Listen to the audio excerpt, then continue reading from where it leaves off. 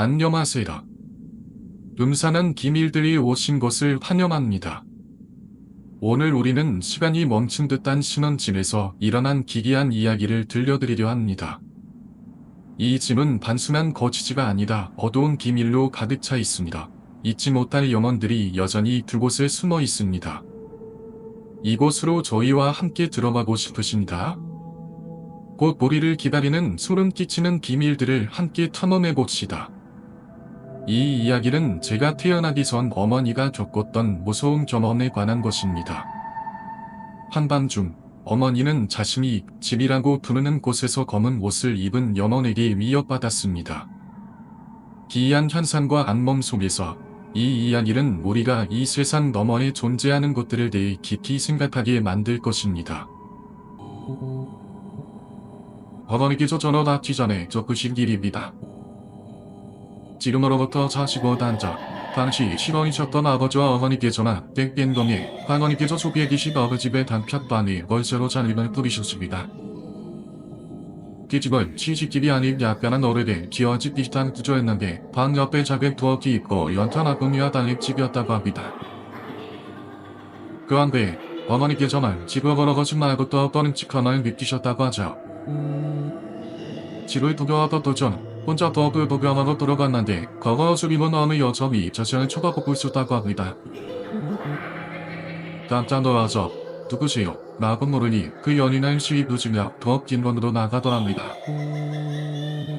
그런데 나나는 모습이 마치 수료들 바람에 날려가듯이 그렇게 움직였다고 하죠. 밖으로 나와 집주인에게 혹시 이 집에 다른 지입자가 있나요? 라고 물어보니 집주인은 아이고 무슨 소리 요지대 우리 말고는 아무도 없는데 라고 대답했죠.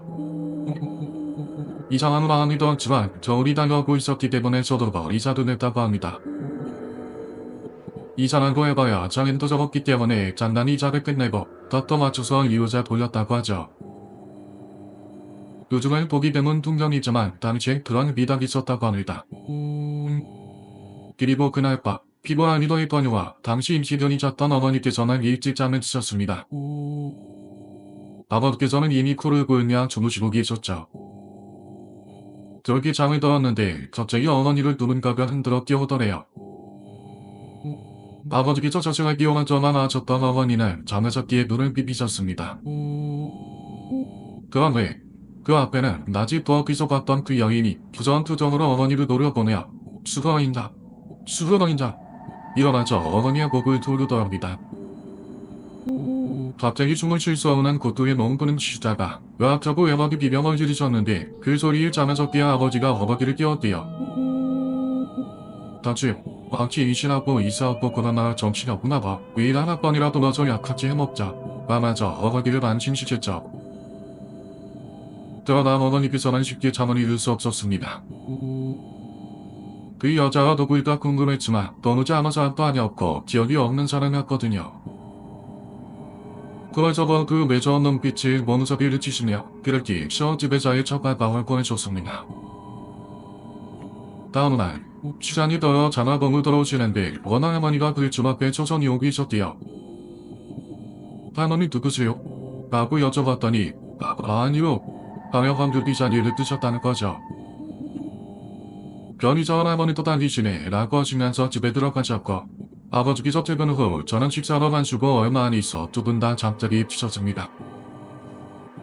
그런데 그날 어머니는 저만 잊지 못할 일어나서는 안 되는 경험을 하시게 됩니다. 잠에 한척 드는 것 같은데 누군가가 옆에서 하는 뒷을 떠네요. 그 소리에 잠에서 계속 옆을 돌아보니 여자가 들었던 그 여인이 피눈물을 흘리며 세상 그보다 더 무서울 수 없는 그 점으로 어머니를 노려보고 있더랍니다. 이녀야, 괜찮아 뭉친다.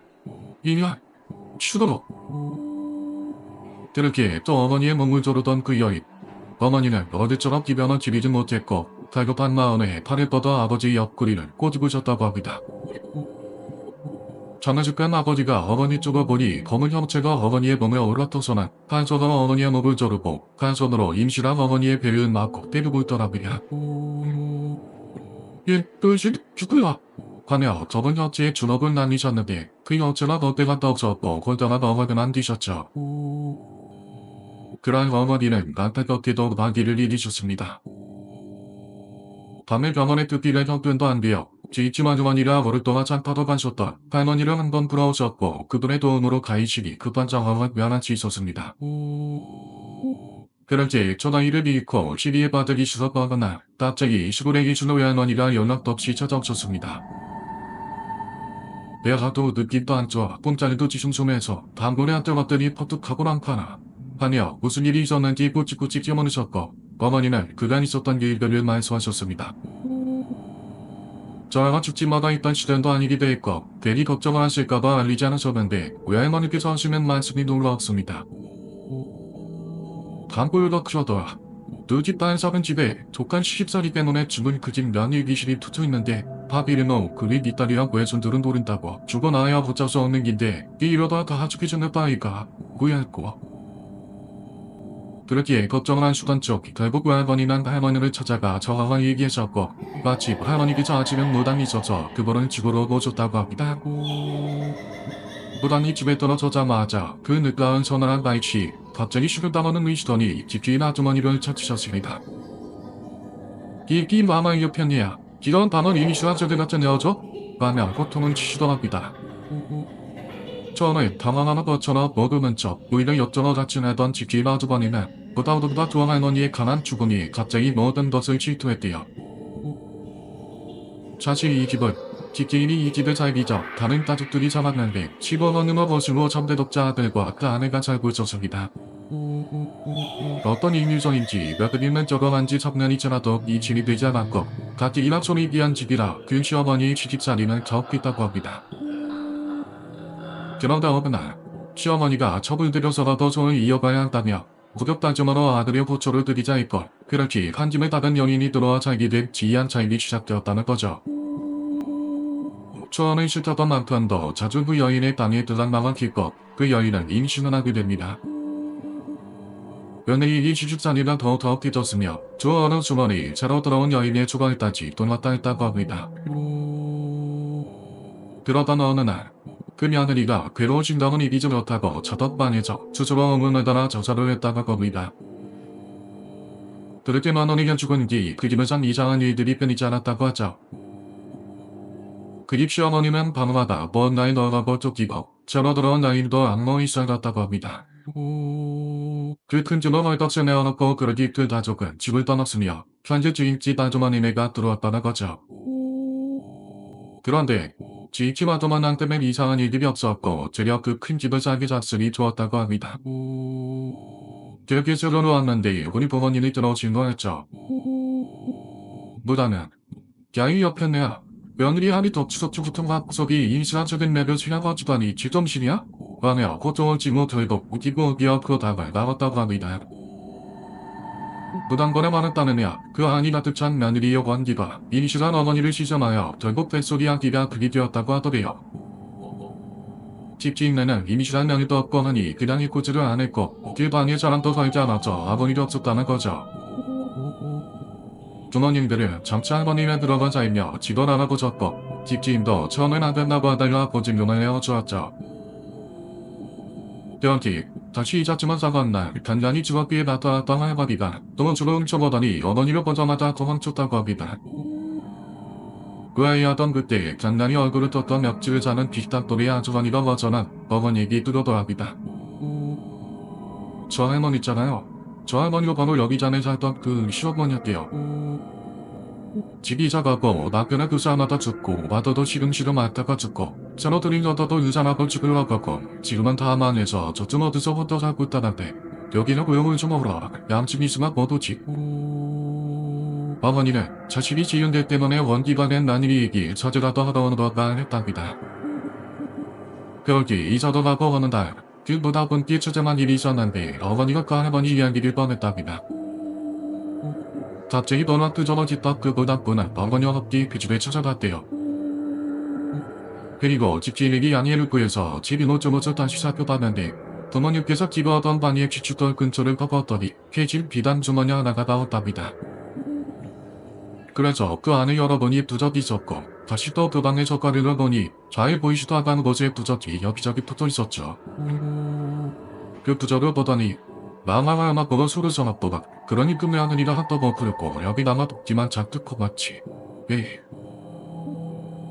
데이버 깊게 입에 저택이죠. 제자를 정석껏 차려주고 진심으로 낭복을 빌어주라고 반했습니다. 제자를 지내던 날 어머니도 그 며느리가 지근한 마음에 아버지의 마유에도 그의 집에 찾아가 제사가 머지는 자리에 같이 참석했답니다. 들게 제사가 넣어지고 돌아온 그 다음날 낮잠을 잠시 주무시던 어머니의 꿈에 그 여인이 나타났죠.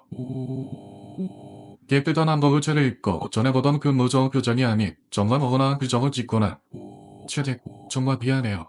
반가 울리기 시작했고 어머니도 약간의 원망은 있었지만 그 며느리의 발제가 또 기도하고 불쌍해서 같이 구해잡고 엉엉 울었다고 합니다. 그 여인이 어머니에게 미안해서 선물 하나 드리고 가요 라며 든두더기 할머니를 어머니에게 주었고 그걸 받아들면서 어머니는 낮잠을 잡히셨다고 합니다.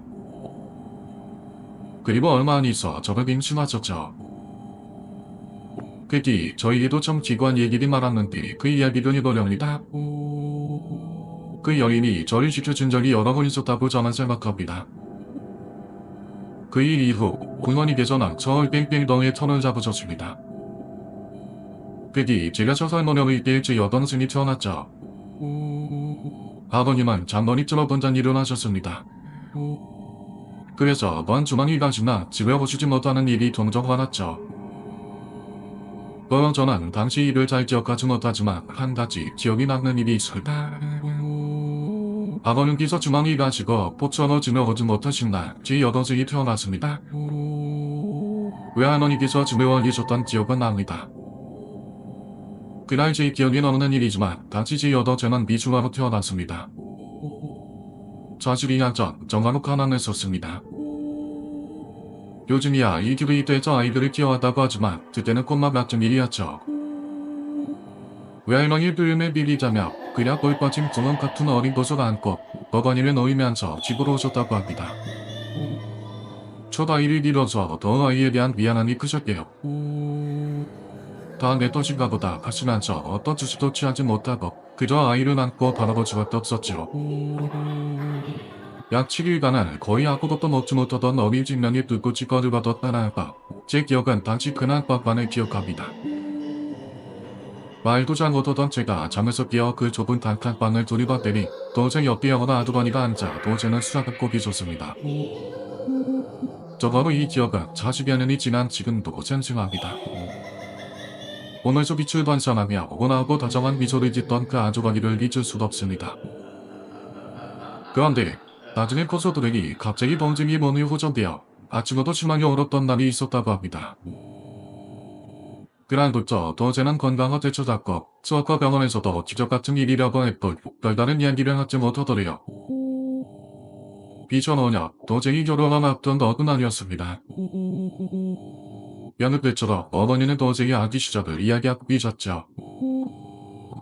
외제도 도제도 심지어 멀뚝뚝하신 아버지도 어머니의 그 이야기를 들으며 눈시를 붓기고 있을 때였죠. 저는 불현듯 제가 그때부터 그 아주머니 이야기를 꺼냈습니다.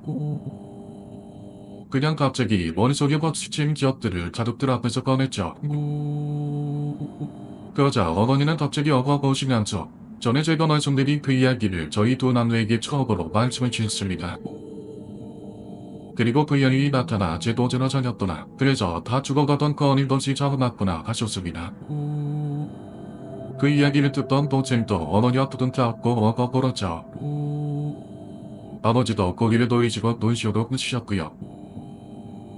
그 뒤 도제는 결혼해서 정말 행복하게 잘 살고 있습니다. 제 이야기를 듣는 그날 이후로 어머니는 제 도쟁이 생일이 모이진 않나니 그 여인은 미시 조촐한 제사를 보시고 있습니다. 저희 두 남매도 그나만큼한 완사를 제쳐두고 그 제사에 꼭 참석하고 있습니다. 전화로 그분께 감사하는 마음을 다 담아서 말이죠. 이 얘기는 여기까지입니다. 처음 이 이야기를 접했을 때는 참 마음이 아프면서도 귀신의 마음으로 이해가 가더라고요. 지금으로부터 50년 전에 우리나라에 전한 자식어머니에서는 이런 일들이 비일비재했었는데요. 어찌나 어버어버하니 서뒀으면 그곳에 남아 사람들을 괴롭혔을까 싶네요. 결과적으로 잔익을 내어서 수호식 역할까지 했다고 했던 그나마 이야기가 퉁해졌습니다. 오늘 담임의 여기까지입니다. 즐겨 오셨다가 꼭박보일 수학 진척 부탁드립니다. 원과과 일교수술이다.